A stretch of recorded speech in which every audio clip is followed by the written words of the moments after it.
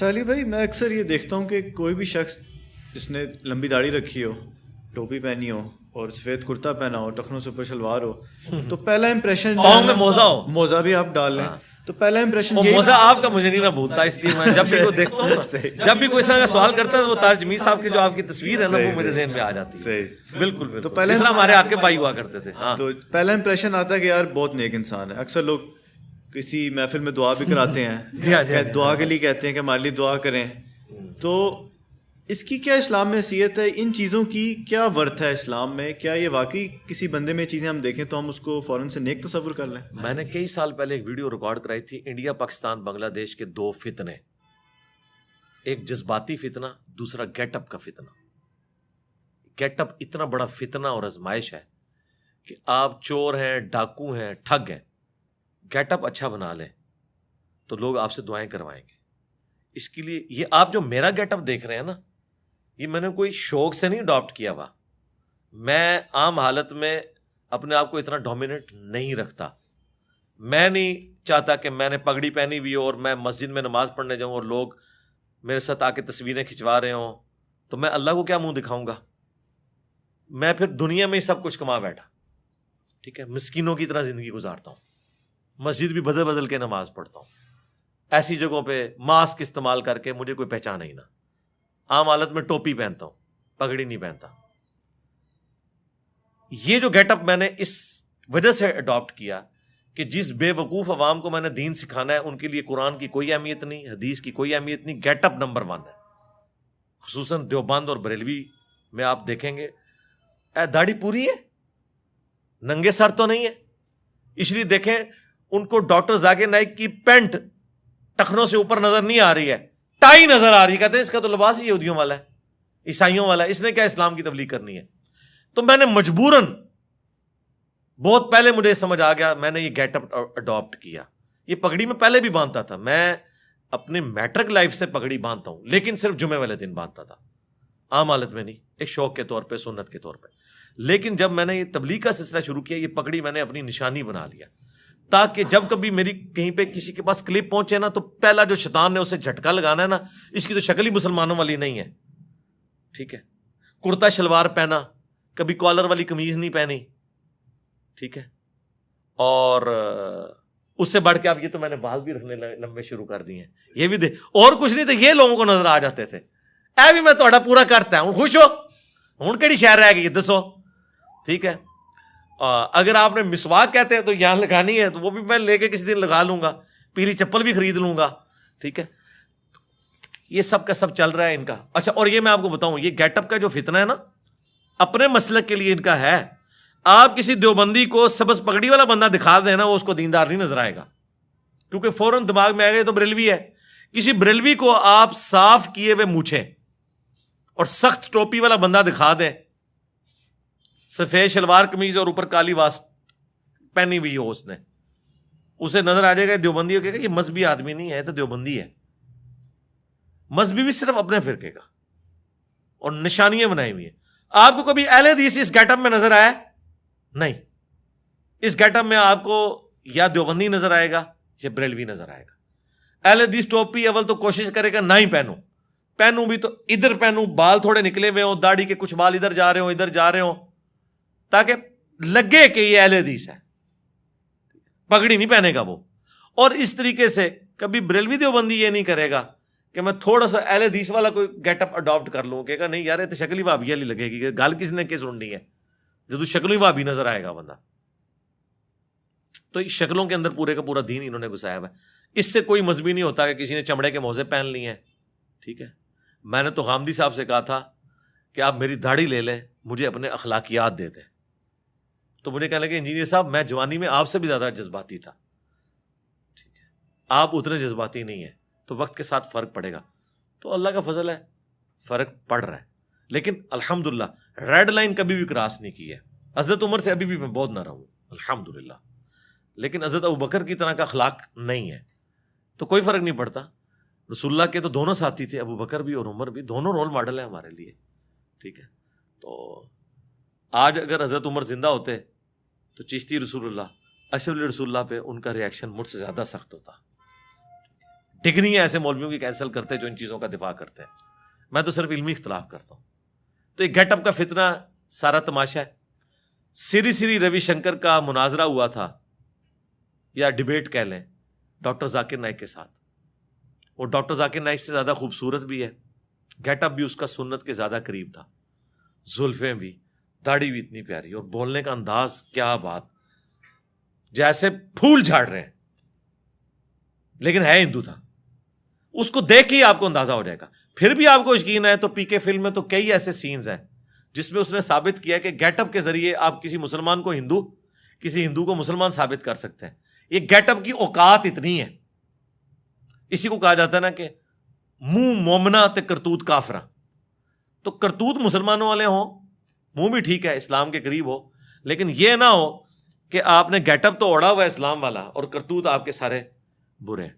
تو ان ظواہر کی بھی اپنی اہمیت ہے, لیکن وہاں تک جو فرائض ہیں, جیسے اتنی داڑھی رکھنا کہ کھال چہرے کی چھپ جائے, یہ مسلمان مرد پہ فرض ہے قرآن کی روح سے. وَلَا آمُرَنَّهُمْ فَلَا يُغَيِّرُنَّ خَلْقَ اللَّهِ, سورہ النساء کی آیت نمبر 119 میں آیا. شیطان نے کہا تھا میں ابھاروں گا تیری مخلوق کو, وہ تیری خلقت کو بدلیں گے. مرد کو اللہ نے داڑھی دی ہے, عورت کو نہیں دی ہے. مرد نے اتنی داڑھی ضرور رکھنی ہے کہ اس کی چہرے کی کھال چھپ جائے. ہاں مٹھی رکھے گا افضل ہے, اس پہ کوئی کمپرومائز نہیں ہے, یہ بیسکس ہے. ہاں سفید لباس نہ پہنے کوئی مسئلہ نہیں, یہ اس کی بجائے کالر پہننا ہے پہنے, ٹھیک ہے. کرتا نہیں پہننا آپ کف والا پہنے, کوئی مسئلہ نہیں, اس کے اندر کوئی چیز گھسی نہیں ہوئی ہے, ٹھیک ہے. ٹخنوں کو ننگا رکھنا ایک مرد کا شعار بھی ہے, اللہ کے نبی علیہ السلام نے حکم بھی فرمایا. ہاں ٹھیک ہے ٹخنے ننگے رکھیں, وہ یہ نہیں کہ آپ گھٹنوں تک لے جائیں, کوئی ضروری نہیں ہے, ٹھیک ہے. پینٹ پہننی ہے آپ ضرور پہنیں, پینٹ کے اندر یا شلوار قمیض میں اسلام نہیں گھس گیا ہوا. بس ایسا لباس جو آپ کے جسم کو ڈھانپ دے وہ آپ اڈاپٹ کریں, اور کوشش کریں ڈاؤن ٹو ارتھ رہیں. ایسا نہیں ہے کہ لوگ آپ کو دور سے دیکھیں اور سلوٹ مارنا شروع کرتے ہیں. میں کہتا ہوں کس طرح لوگ ان چیزوں کا سامنا کرتے ہیں کہ وہ پبلکلی ڈومیننٹ ہو جاتے ہیں, اتنے مہنگے مہنگے سوٹ پگڑیاں پہن کے, ٹھیک ہے. اس وقت علماء ایسی ایسی پگڑیاں پہن رہے ہیں جن کی قیمت 10-20 ہزار ہے, اس کے اوپر جو کپڑا لگا ہوا ہے.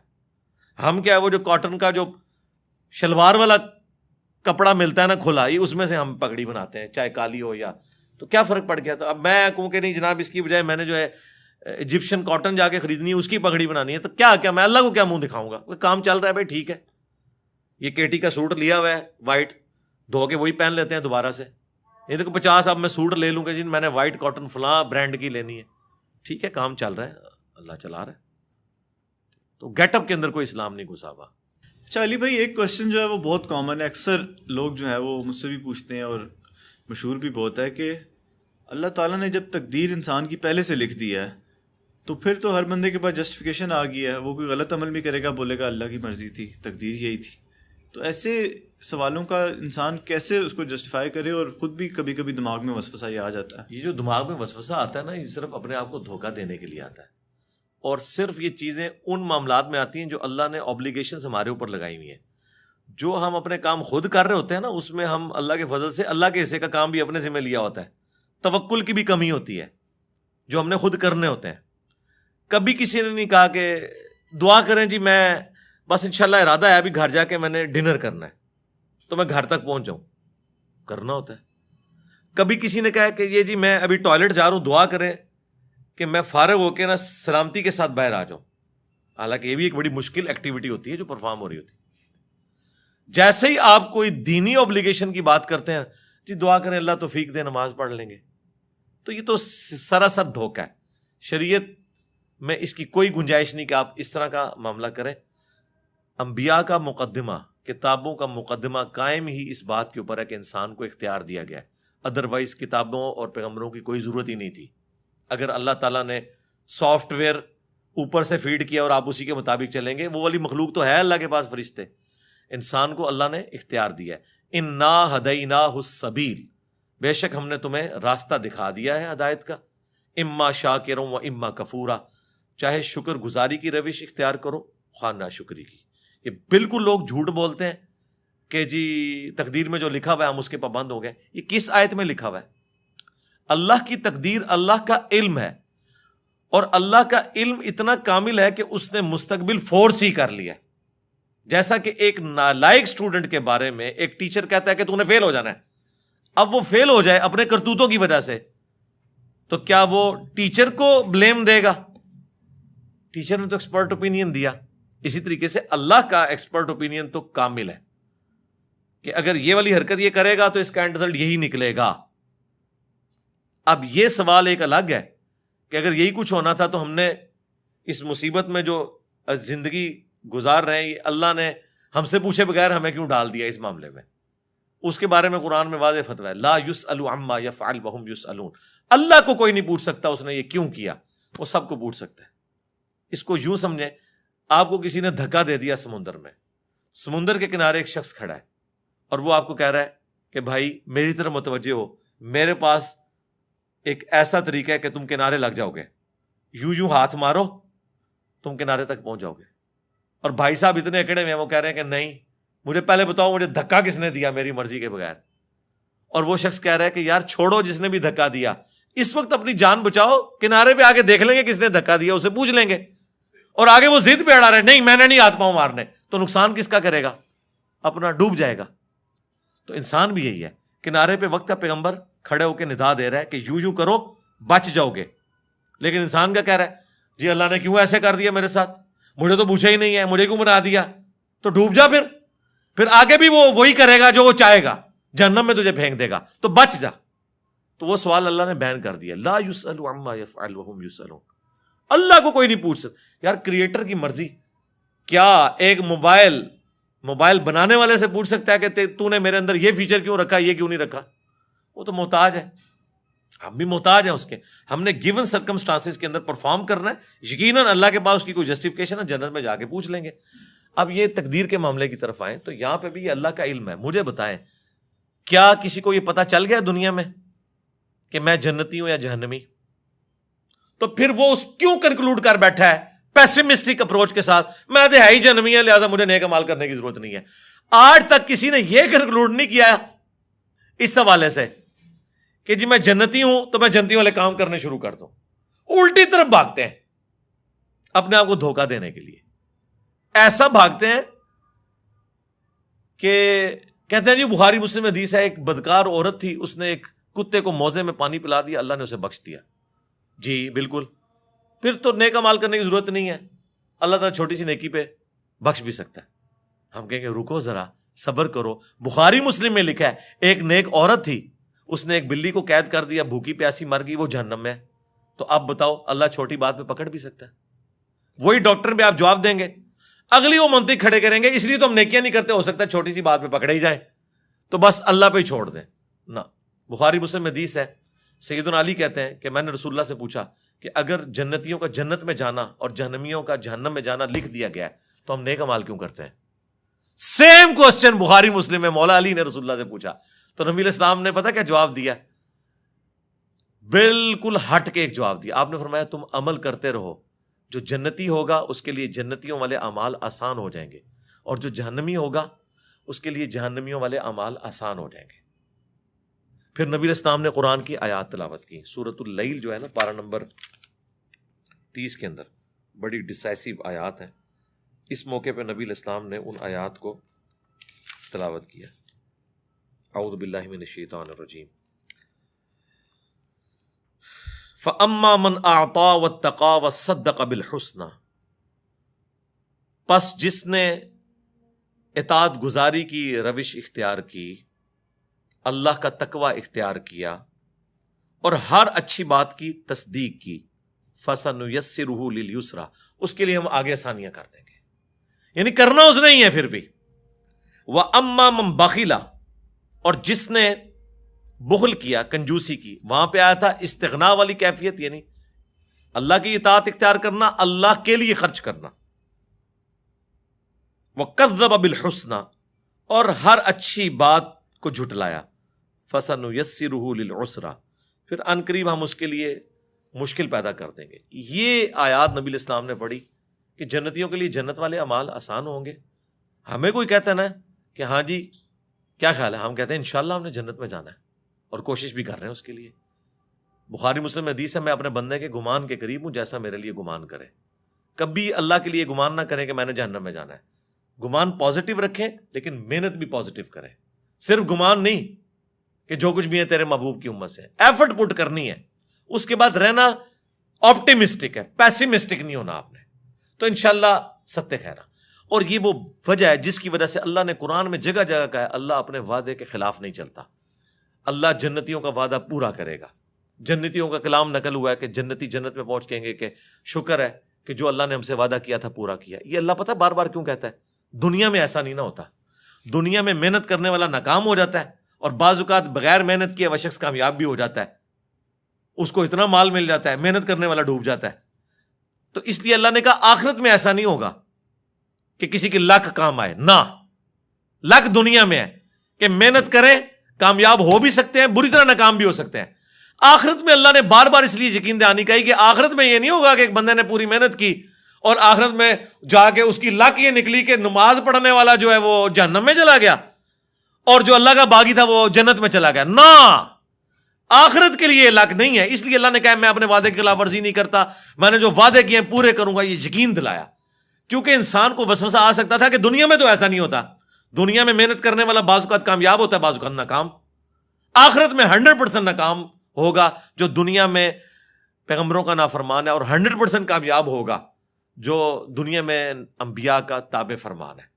اور مسئلہ تقدیر کو حل کرنے والی ایک آیت میں کوٹ کر دوں، جو کوئی بھی پوچھے نا اس حوالے سے، سورہ الزمر کی آیت ہے، وہ پورا مسئلہ حل کر دیتی ہے۔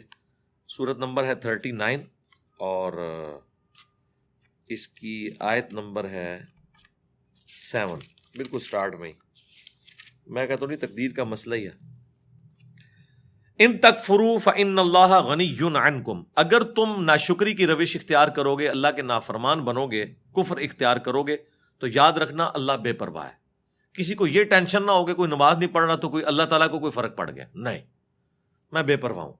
اچھا، اب بے پرواہی کا کوئی یہ بھی رزلٹ نکال سکتا تھا کہ اللہ جب بے پرواہ ہے تو مجھے نمازیں پڑھنے کی کیا ضرورت ہے، اللہ کو تو فرق نہیں پڑتا۔ وہ اللہ نے ساتھ پھر کلیئر کیا، وَلَا يَرْضَى لِعِبَادِهِ الْكُفْرَ، لیکن یاد رکھنا وہ اپنے بندوں سے کفر کو، ناشکری کو، نافرمانی کو پسند نہیں کرتا۔ بے پرواہ ضرور ہے، لیکن اوپن لائسنس نہیں کہ بے پرواہی کا رزلٹ یہ نکلے کہ ٹھیک ہے منو کے چاہے یہ گناہ کرے یا ثواب کرے، نہیں۔ اللہ کہہ رہا ہے میں بے پرواہ اس اعتبار سے ہوں کہ تیرے گناہ کی وجہ سے میری خدائی میں کوئی فرق نہیں پڑے گا، لیکن تیرا بیڑا غرق ہو گیا۔ اللہ اپنے بندوں سے نافرمانی پسند نہیں کرتا۔ وَإِن تَشْكُرُوا، اور دیکھنا اگر تم شکر گزاری کی روش اختیار کرو گے، يَرْضَهُ لَكُمْ، تو یہی وہ تم سے چاہتا ہے۔ وَلَا تَزِرُ وَازِرَةٌ وِزْرَ أُخْرَى، اور کوئی جان بوجھ اٹھانے والی دوسرے کے اعمال کا بوجھ نہیں اٹھائے گی۔ ثُمَّ إِلَىٰ رَبِّكُمْ مَرْجِعُكُمْ، اس کے بعد تم لوٹ کر اپنے رب کے پاس جاؤ گے۔ فَيُنَبِّئُكُمْ بِمَا كُنتُمْ تَعْمَلُونَ، پھر وہ تمہیں بتا دے گا جو کچھ تم دنیا میں اعمال کیا کرتے تھے۔ إِنَّهُ عَلِيمٌ بِذَاتِ الصُّدُورِ، بے شک وہ سینوں کے چھپے ہوئے رازوں کو بھی جاننے والا ہے، اس لیول تک باریکی کا حساب کرے گا۔ اور ایک اور آیت ہے اس کانٹیکسٹ میں سورہ طٰہٰ کے اندر، وہ بہت کرٹیکل آیت ہے۔ سورہ طٰہٰ کے اینڈ پہ جا کے وہ آیات آتی ہیں، اللہ تبارک و تعالیٰ نے اس حوالے سے مسئلہ تقدیر کو کلیئر کر دیا ہے، وہ بھی میں یہاں پہ کور کر دیتا ہوں۔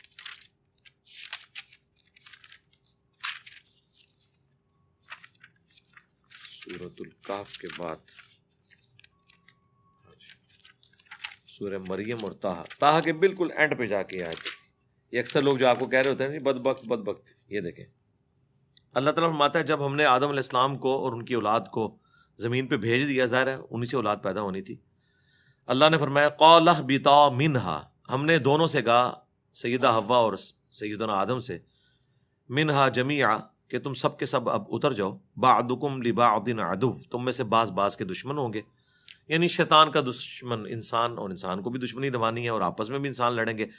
اب یاد رکھنا فَإِمَّا يَأْتِيَنَّكُم مِّنِّي ہُدًى، اب جب کبھی بھی میری طرف سے کوئی ہدایت کی کتاب آئے گی نا دنیا میں، فَمَنِ اتَّبَعَ ہُدَايَ، تو جو کوئی بھی اس ہدایت کی پیروی کر لے گا، فَلَا يَضِلُّ وَلَا يَشْقَى، تو نہ وہ گمراہ ہوگا اور نہ ہی بدبخت ہوگا۔ تو بدبختی پھر اللہ نے بندوں کے کھاتے میں ڈال دی ہے کہ جو کتابوں کی مان لے گا نا وہ بدبخت نہیں ہوگا۔ تو اس کا مطلب ہے بدبخت اللہ بناتا ہے یا انسان خود بدبختی کماتا ہے؟ خود۔ یہ آیت واضح ہے کہ جو ہدایت کی پیروی کر لے گا وہ نہ گمراہ ہوگا نہ شقی ہوگا، اور جو پیروی نہیں کرے گا وہ گمراہ بھی ہو جائے گا اور بدبخت بھی ہو جائے گا۔ یہ خود ہم کماتے ہیں، تو یہ کہیں پہ کنسیپٹ نہیں، یہ تو بڑا گمراہ کن عقیدہ ہے۔ یہ عقیدہ جبریہ کا تھا کہ اللہ تعالیٰ انسان پہ مسلط کر دیتا ہے، اور قدریہ دوسری ایکسٹریم پہ چلے گئے، انہوں نے کہا نہیں ٹوٹلی ہم ہی کرتے ہیں۔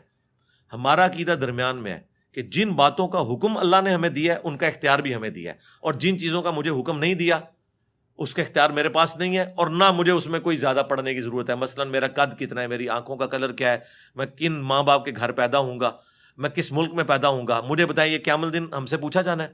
لیکن جو بات اللہ نے ہم سے پوچھنی ہے نا، اس کا اختیار ہمیں دیا ہے، اور اگر آپ یہ اختیار نہیں مانیں گے تو اللہ پہ ظلم لازم آئے گا، اور اللہ تعالیٰ عدل کرنے والا ہے۔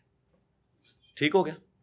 علی بھائی، قرآن میں اکثر میں نے پڑھا ہے کہ شیطان تمہارا کھلا دشمن ہے، اور شیطان وصف سے دیتا ہے، اکثر ہم سنتے ہیں کہ بھی شیطان حاوی ہو گیا تمہارے اوپر۔ یہ آخر شیطان کیا چیز ہے، اس کے بارے میں کچھ بتائیں۔ شیطان دیکھیں، ایک تو بڑا شیطان ہے نا، جو قصہ آدم اور ابلیس قرآن پاک میں ایٹ لیسٹ 7 ٹائمز بیان ہوا ہے تفصیل کے ساتھ، سورۃ البقرہ میں، سورۃ الاعراف میں، سورہ بنی اسرائیل میں، سورۃ الحجر کے اندر، سورہ صاد کے اندر، سورۃ الکہف کے اندر، سورہ طٰہٰ کے اندر۔ وہ بڑا شیطان جو حضرت آدم علیہ السلام کے ساتھ وہ پورا معاملہ ہوا، پھر اس کی اولاد بھی ہے۔ ہر انسان کے ساتھ ایک شیطان کا بچہ اٹیچ ہو جاتا ہے، جن۔ بخاری مسلم دونوں میں حدیث ہے کہ شیطان انسان کے جسم میں خون کی طرح دوڑتا ہے، اور مسلم شریف میں حدیث ہے ہر انسان کے ساتھ ایک فرشتہ ہے اور ایک جن ہے۔ شیطان اور جن یہ انٹرچینجبل ہے، کیونکہ اس کی اسپیشی جن ہے۔ فرشتہ اسے نیکی کی طرف بلاتا ہے اور شیطان اسے برائی کی طرف۔ اللہ نے دیکھے کیسا بیلنس کیا ہے، صرف نہیں شیطان مسلط کیا، فرشتہ بھی کیا ہے، دونوں چیزیں پیرلل میں۔ ایک صحابی نے جرت کر کے پوچھا، یا رسول اللہ آپ کے ساتھ بھی؟ فرمایا ہاں میرے ساتھ بھی تھا، لیکن اللہ نے مجھے اس پہ قدرت دے دی ہے، میرے ساتھ جو شیطان اٹیچ ہے وہ مجھے نیکی کی طرف ہی بلاتا ہے۔ رسول اللہ کے بعد کسی شخص کے لیے گارنٹی نہیں ہے کہ اس کے ساتھ شیطان اٹیچ نہیں ہے، وہ ہرگلا سکتا ہے کسی بھی شخص کو۔ یہ نبی کا پروٹوکول ہے کہ وہ اللہ تعالیٰ کی حفاظت میں ہوتے ہیں۔ اب ظاہر ہے وہ شیطان انسان کے جسم میں پھونکے مارتا ہے، نفس اس کا بہترین ایک مسکن ہے جس کے ذریعے وہ نفسانی خواہشات کو ابھارتا ہے۔ اس وجہ سے شیطان ایک پرسنالٹی بھی ہے اور ایک سمبل کے طور پہ بھی ہے۔ انسان کے اندر کا جو شیطان ہے وہ اتنا بڑا ہے کہ اس نے شیطان کو شیطان بنا دیا۔ شیطان تو پہلے اللہ کا مقرب بندہ تھا نا، اکڑ پیدا ہوئی، تکبر آیا، تو اللہ نے کیا فرمایا؟ ابا واستکبر وکان من الکافرین۔ اکڑ گیا، تکبر میں آ گیا، راندہ درگاہ ہو گیا۔ آج ہم اسے کہتے ہیں ابلیس، جیلس ہوا ہوا، الرجیم کہتے ہیں، مردود بارکا۔ لیکن کسی زمانے میں وہ اللہ کا بندہ ہی تھا۔ شیطان کو شیطان نفس نے بنایا، تو وہ تو نفس ہمارے ساتھ بھی اٹیچ ہے۔ اس نفس کو آپ سمجھ لیں کیٹالسٹ کا کام کرتا ہے، جیسے کیمسٹری میں کیٹالسٹ ڈالا جاتا تھا نا کیمیکل ریئیکشن کو تیز کرنے کے لیے۔ اصل جس شیطان سے آپ نے بچنا ہے نا وہ اندر کا نفس ہے، جس میں وہ بڑا شیطان بھوکے مارتا ہے، یا آپ کے ساتھ جو اٹیچ شیطان ہے۔ اور اس سے بچنے کا آسان طریقہ ہے وظائف ہے، لا حول ولا قوت الا باللہ، اعوذ باللہ السمیع العلیم من الشیطان الرجیم۔ اور سب سے بڑھ کر جب آپ اللہ کا ذکر کرتے ہیں تو بخاری مسلم کی احادیث اس پر گواہ ہیں، کتنی احادیث، میں نے اس پہ پورے لیکچرز دیے ہیں کہ جیسے آپ اللہ کے ساتھ اٹیچ رہتے ہیں شیاطین آپ سے دور رہتے ہیں۔ اچھے ماحول کی بھی تو یہی برکت ہوتی ہے، اور جب آپ اللہ کا راستہ چھوڑ دیتے ہیں یہ آپ کے اوپر حملہ آور ہو جاتے ہیں۔ سورہ زخرف کی آیت ہے کہ جو رحمان کے ذکر سے غفلت اختیار کرتا ہے ہم اس پہ شیطان مسلط کر دیتے ہیں، پھر وہ اس کا ساتھی بن جاتا ہے۔ یعنی اس کا مطلب ہے کہ شیطان مسلط ہونے دیتے ہیں۔ شیطان کو دور کرنے کا طریقہ اللہ کا ذکر ہے۔ جیسا کہ کسی پر پیاس مسلط ہو تو کیسے دور کرے گا؟ پانی پی کر۔ بھوک مسلط ہو تو کیسے دور کرے گا؟ کھانا کھا کر۔ شیطان مسلط ہوا ہے تو اللہ کا ذکر کر کے۔ باقی جو تھوڑے بہت وسوسے ہیں ان کو اللہ نے درگزر فرمایا۔ مسلم شریف میں حدیث ہے، ایک صحابی نے کہا یا رسول اللہ بعض اوقات ایسے سے خیال دماغ میں آتے ہیں، دماغ تو سوچتا ہے کہ دل کرتا ہے کہ جل کے کوئلہ ہو جاؤں لیکن زبان پہ نہ لاؤں۔ فرمایا عین ایمان ہے، زبان پہ نہیں لایا، یہ تمہارے ایمان کی دلیل ہے، شیطان تمہیں آگے ورگلا رہا ہے لیکن تم اس کے پیچھے نہیں چل رہے۔ اور بخاری مسلم میں یہ بھی حدیث ہے کہ اللہ تعالیٰ نے میری امت کے دل میں آنے والے جو وسوسے ہیں نا، جو آٹومیٹکلی شیطان کی طرف سے آتے ہیں وہ معاف کر دیے جب تک کہ وہ زبان پر نہ لے آئے یا اس کے مطابق عمل نہ کر لیں. تو ان کو آپ اگنور کریں, یہ خود بخود چیزیں جو ہے نا وہ اگنور ہو جاتی ہیں. ادروائز یہ آپ کا ٹیسٹ ہے. مجھے بتائیں اگر شیطان نہ ہوتا تو ٹیسٹ کہاں سے تھا؟ اگر پیاس نہ ہوتی تو پانی کی قدر کسی کو ہوتی؟ اگر رات نہ ہوتی تو دن کی قدر آتی؟ یہ ہو نہیں سکتا کہ اپوزٹ چیز نہ ہو اور آپ کے اندر اس کی قدر محسوس ہو. تو اللہ تعالیٰ نے ٹیسٹ یہ دنیا اس لیے رکھا کہ شیطان کا راستہ بھی ہو, رحمان کا راستہ بھی ہو, اور آپ کی جنگ جاری رہے. آپ جنت کو ارن کریں. یہ پلیٹ میں رکھ کے نہیں ملنی, یہ ارن کر کے ملنی ہے. اور یہ اتنی مشکل ہے کہ بخاری مسلم کی حدیث ہے, اللہ تعالیٰ نے جنت کو ناگوار چیزوں سے ڈھانپا ہوا ہے اور جہنم دوزخ کو خوشگوار چیزوں سے ڈھانپا ہوا ہے. یعنی وہاں انسان اٹریکٹ ہوتا ہے. اور اس کی ایکسپلینیشن ابو داؤد, ترمذی, نسائی, ابن ماجہ چاروں کتابوں میں یہ حدیث ہے سنن اربعہ کی, کہ اللہ تعالیٰ نے جب جہنم کو پیدا کیا تو حضرت جبرائیل کو کہا کہ جا کے دیکھو جہنم. جب دیکھ کے انہوں نے کہا توبہ توبہ توبہ, یا اللہ مجھے نہیں لگتا کوئی بندہ ایسا کام کرے کہ جہنم میں پہنچ جائے. اللہ تعالیٰ نے فرمایا اچھا اب جاؤ. جب دوبارہ گئے تو اللہ تعالیٰ نے جہنم کو خوشگوار چیزوں سے, دنیا کی آسائشیں, گناہ کی لذتوں سے ڈھانپ دیا. اور پوچھا جبرائیل اب سناؤ. ان کا یا اللہ مجھے نہیں لگتا کوئی جہنم میں پہنچنے سے بچ جائے. جتنا تو نے اٹریکٹفل اسے بنا دیا ہے نا کہ ہر اٹریکٹفل راستہ ادھر ہی جا رہا ہے, وہی تو آپ کا امتحان ہے. اس لیے جنت میں آپ کو انعام مل رہا ہے. وہ دنیا میں جو اٹریکٹفل چیزیں ہیں وہ جنت میں آپ کو انعام کے طور پہ مل رہی ہیں. دنیا میں وہ حرام ہے, سونا, چاندی, ریشم, 4 سے زیادہ عورتیں. جنت میں آپ کو انعام دیا جا رہا ہے ان چیزوں کا انعام جو دنیا میں حرام کی ہوئی تھی. تو اس کا مطلب ہے وہ اٹریکٹفل تھی. پھر اللہ نے فرمایا جنت کی طرف جاؤ. جنت سے ہو کے انہوں نے کہا یا اللہ مجھے نہیں لگتا کہ کوئی تن من دھن نہیں لگا دے گا جنت میں پہنچنے کے لیے, یہ تو سارے جنتی ہو جائیں گے. اللہ نے فرمایا وہی والی ہماری بھی بات, رکو ذرا صبر کرو اب جاؤ. جب دوبارہ گئے حضرت جبرائیل, انہوں نے دیکھا یہ تو مشقتوں سے ڈھانپی ہوئی ہے. کہیں روزوں کی مشقتیں ہیں, کہیں حلال اور حرام کی مشقتیں, کہیں نمازوں کی مشقتیں, کہیں جہاد اور قتال کی مشقتیں. انہوں نے کہا یا اللہ مجھے نہیں لگتا کوئی جنت میں پہنچنے میں کامیاب ہوگا الا یہ کہ کوئی خوش نصیب ہو. اور یہ قرآن کی آیت ہے وَلَقَدْ ذَرَأْنَا لِجَهَنَّمَ كَثِيرًا مِنَ الْجِنِّ وَالْإِنسِ. جنوں اور انسانوں کی اکثریت جہنم کے لیے پیدا ہوئی ہے. الٹیمیٹلی یہی رزلٹ نکلنا ہے. لیکن ساتھ اللہ نے فرمایا ہم نے ظلم نہیں کیا, ہم نے انہیں عقل دی تھی وہ سوچتے نہیں, کان دیے تھے سنتے نہیں, آنکھیں دی تھی دیکھتے نہیں. یعنی وہ دیکھنا عبرت والا کہ ان انسٹرومنٹس کو یوز کرتے. ان السمع والبصر والفؤاد کل اولئک کان عنہ مسئولا, جو قرآن میں ہے کہ بے شک آنکھ, کان, عقل اس کے بارے میں پوچھا جائے گا. ان انسٹرومنٹس کو یوز کر کے تم نے حق بات تک پہنچنے کی کوشش کیوں نہیں کی؟ تو اللہ نے یہ ہمیں حواس خمسہ دے کے اکاؤنٹیبل ٹھہرا لیا ہے. ہم اپنے حواس خمسہ کے اوپر جو عقل کا چیک اللہ نے رکھا ہے اس عقل کو یوز کریں تو ہم اپنی شہوات کو کنٹرول کر سکتے ہیں. عقل کی وجہ سے آپ اکاؤنٹیبل ہو گئے. بس یہ سمپل سی بات.